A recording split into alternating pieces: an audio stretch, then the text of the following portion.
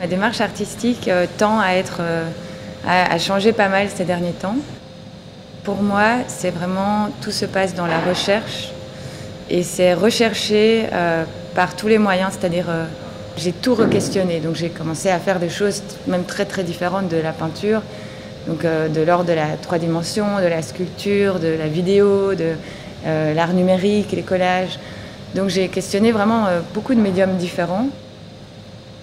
Rechercher quelque chose sans savoir exactement ce que c'est. En fait, j'ai une intuition au début, une sorte d'idée que je suis, mais après le résultat peut être absolument complètement différent. Et donc, en fait, c'est plus une manière de provoquer des accidents ou des hasards qui vont permettre d'arriver à un processus en fait, qui va me mener à une série de peintures ou à une idée, une peinture.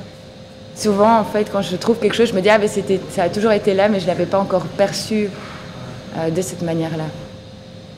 J'avais imprimé plein d'images du musée que j'avais été voir.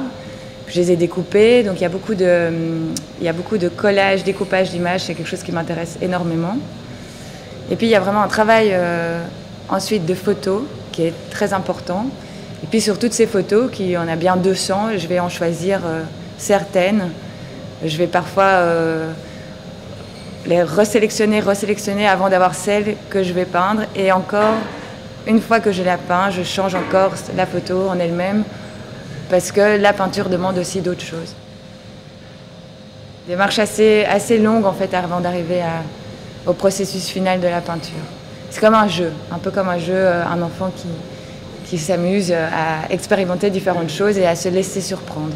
Pour moi, la surprise est très importante et aussi de chercher des choses dans les choses qui sont juste à côté de moi, en fait, assez familières. Mais il y a une certaine manière de les manipuler qui peut les rendre étranges.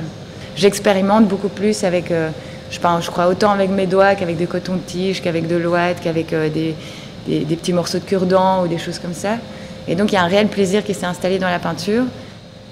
J'avais envie d'utiliser toute cette matière en fait qu'il y a dans la salle où j'ai exposé, qui est normalement qui était supposée la chambre à coucher des maîtres. Il y a une allégorie qui est peinte au plafond avec des anges.